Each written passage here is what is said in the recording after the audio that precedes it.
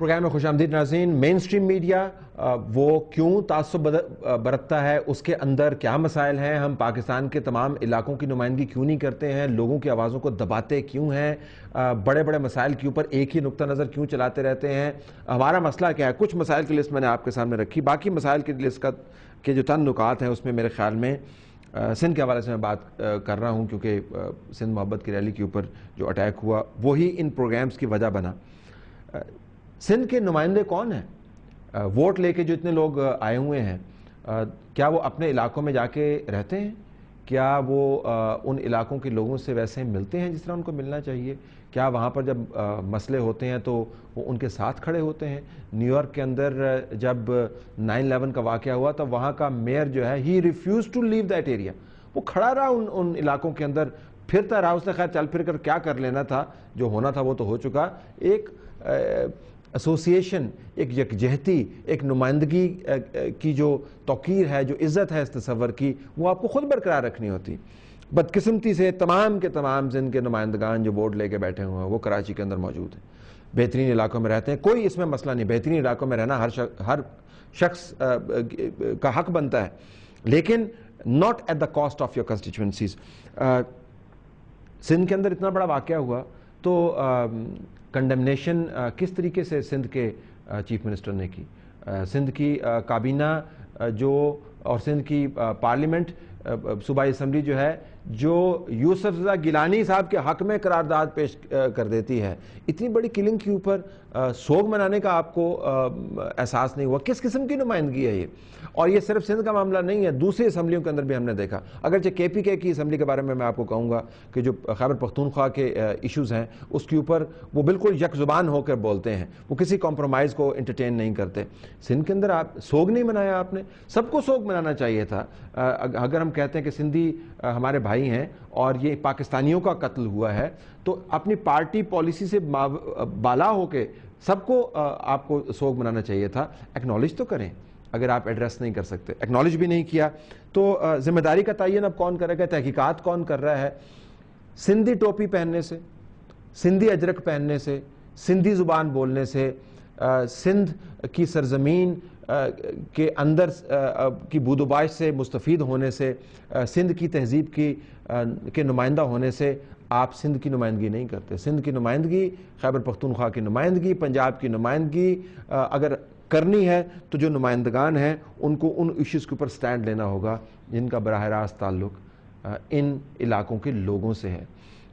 دوسرا جو معاملہ ہے ناظرین, کہ سندھ کے معاملے بالخصوص جو سندھ کے لوگوں کی منشا ہے اس کے بارے میں اور اس کے ساتھ بڑی سیاسی چکر بازی کی گئی ہے. یہ دوسرا معاملہ ہے کہ جب وہ لوگ جو ہیڈ لائنز بنوا سکتے ہیں, وہ لوگ جو خبر کا کانٹینٹ کریٹ کر سکتے ہیں, وہ لوگ جو پریس کانفرنسز کر سکتے ہیں, جب وہ چکر بازی کے اندر پڑ جاتے ہیں تو میڈیا کے اندر اصل لوگوں کی آواز دب جاتی ہے. ویسے تو بلاول بھٹو جو ہیں, ایک ایگزامپل میرے سامنے آ رہی ہے, وہ ہر معاملے پر بولتے ہیں اور کہتے ہیں کہ you shall not let the trial of the graves of the martyrs of democracy begin. Prime minister صاحب کو بڑی اچھی انگریزی میں انہوں نے تاکید کی, اس کے اوپر انہوں نے بات نہیں کی. جب اسلام آباد میں ایوان صدر کی طرف کوئی اشارہ ہوتا ہے سیاسی تو سندھیوں کے اوپر حملہ ہو جاتا ہے, جب سندھیوں پر حقیقتاً حملہ ہوتا ہے تو پھر سارے خاموش ہو جاتے ہیں. یہ وہ چکر بازی ہے جو سندھ کے نمائندگان نے, معذرت کے ساتھ بات سخت ہے لیکن بات حقیقت, سندھیوں کے ساتھ کی ہے, جو ملک کے دوسرے نمائندگان نے عمومی طور پر ملک کے تمام لوگوں کے ساتھ کی ہے. جو نمائندہ کلاس ہے اگر اپنے ایریاز کو ریپرزینٹ نہیں کرے گی تو میڈیا کی توجہ بھی اس طرف نہیں ہوگی. ایک اور ایشو ہے ناظرین کہ سندھ کے اندر بالخصوص جو معاملات ہیں ان کو ہائی لائٹ کیوں نہیں کیا جاتا. میرے خیال میں بین الاقوامی انفلوئنس بہت زیادہ ہے, پاکستان کے مین اسٹریم میڈیا کے اندر بین الاقوامی انفلوئنس بہت زیادہ ہے. سندھ کے اندر جو کچھ اس وقت ہو رہا ہے پاکستان کے دوسرے حصوں کی طرح اس کا براہ راست تعلق بین الاقوامی ایجنڈے سے ہے. یہ کوئی سازش کی تھیری نہیں ہے, یہ حقیقت ہے. آپ ان ممالک کا اپنا لٹریچر پڑھ کے دیکھ لیں تو آپ کو پتہ چل جائے گا کہ کتنے وہ ڈیسپریٹ ہیں کہ ہمیں وارم واٹرز تک پورٹس مل جائیں, ہم کس طریقے سے انرجی کے کوریڈورز بنائیں. یہ لکھا ہوا ہے, یہ ہم نے کریٹ نہیں کیا, ان کی اپنی تحریریں ہیں, ان کی اپنی انرجی پالیسیز کا حصہ ہیں. بین الاقوامی ایجنڈے کے تحت جو معاملات ہیں پاکستان کا مین اسٹریم میڈیا وہاں پر آ کے اس کے پر جلنے لگ جاتے ہیں. بہت کم لوگ ایسے ہیں جو یہ کہہ سکتے ہیں کہ ہم بین الاقوامی ایجنڈے سے ماورا ہو کر حقیقی رپورٹنگ کریں گے. یہ بہت سارے ایشوز آپ کو علیحدہ اس قسم کا اگر معاملہ اس کے اندر کوئی طالبان کا گروپ اگر انوالو ہوا ہوتا, میں ویسے ایک مثال دے رہا ہوں, تو اس وقت پاکستان کے بارے میں کیا خبریں لگ رہی ہوتی.